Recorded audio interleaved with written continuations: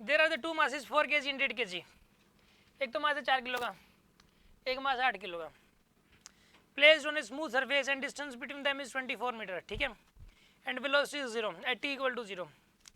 Late they start moving because of the mutual attraction of force and after any time t velocity of 4 kg is v1 and 8 kg is v2। ये mutual attraction की वजह से move कर रहे हैं, मतलब इसमें momentum conserve रहेगा।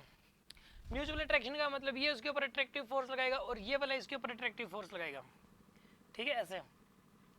यानी कि पूरे सिस्टम का जो मोमेंटम है वो कंजर्व रहेगा यहाँ पे, ठीक है, कोई एक्सटर्नल फोर्स लग ही नहीं रहा। इसकी जो वेलोसिटी है ना वो कभी कभी ये कह रहा है कि यहाँ पे v1 होगी कभी ना कभी v1 और इसकी होगी कभी ना कभी v2, इस तरफ अट्रैक्शन की वजह से हुई है। Then find the velocity of centre of mass after time t। इसका तो आंसर आएगा 0। इसके 3 पार्ट्स हैं, फर्स्ट पार्ट का आंसर आएगा 0। क्यों? क्योंकि centre of mass initially rest में था तो बाद में रेस्ट में ही रहेगा, क्योंकि और सेंटर ऑफ मास रेस्ट में कैसे था ये कैसे कह सकते हैं, क्योंकि ये भी रेस्ट में था और ये भी रेस्ट में था, दोनों ही बॉडीज रेस्ट में थी, तो इसका मतलब सेंटर ऑफ मास भी रेस्ट में था। और जब कोई एक्सटर्नल फोर्स लगा ही नहीं तो इन दोनों का सेंटर ऑफ मास तो रेस्ट में ही रहेगा। हो सकता है कि दोनों बॉडीज मूव करें but centre of mass rest में रहेगा, क्योंकि एक में मोमेंटम पॉजिटिव आएगा दूसरे में मोमेंटम नेगेटिव। पूरे सिस्टम का मोमेंटम 0 और पूरे सिस्टम का मोमेंटम 0 मतलब सेंटर ऑफ मास का मोमेंटम 0 और सेंटर ऑफ मास का मोमेंटम 0 मतलब सेंटर ऑफ मास की वेलोसिटी 0। सिंपल सी बात है।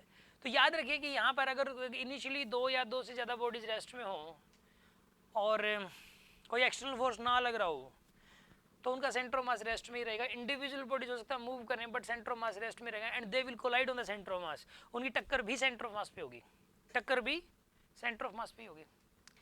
तो इस केस के अंदर इसका जो मोमेंटम है वो इस तरफ है 4v1 का और इसका मोमेंटम इस तरफ है 8v2 का, ये दोनों बराबर होंगे पक्का है, ताकि नेट मोमेंटम 0 रहे, ठीक है ना।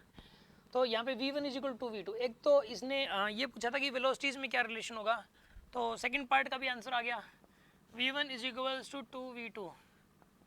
Third part, find the relation between x1 and x2। ये मान लो कि x1 चला और ये मान लो कि x2 चला, ये x1 चला ये x2 चला, तो इसका मास मोमेंट घट गया, इसका भी मास मोमेंट घट गया, ठीक है ना। और इससे क्या हुआ, सेंटर मास था कि वहीं का वहीं रहे, ठीक है ना।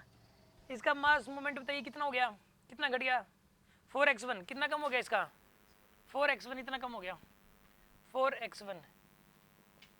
इसका कितना कम हो गया बताइए, 8x2। इसका मास मोमेंट दोनों तरफ से बराबर बराबर कम होएगा, इस तरफ से जितना कम होएगा इस तरफ से उतना ही कम होएगा, ताकि सेंटर ऑफ मास वहीं का वहीं रहे। मास मोमेंट होता है मास इनटू डिस्टेंस, तो इधर का मास मोमेंट घटा 4x1, इधर का मास मोमेंट घटा 8x2, दोनों बराबर होंगे तो x1 is equal to 2x2, ये रिलेशन आ गया। तो x1 इक्वल टू 2x2, ये x1 और x2 में रिलेशन है। समझ आया कि नहीं आया, कोई प्रॉब्लम है किसी को?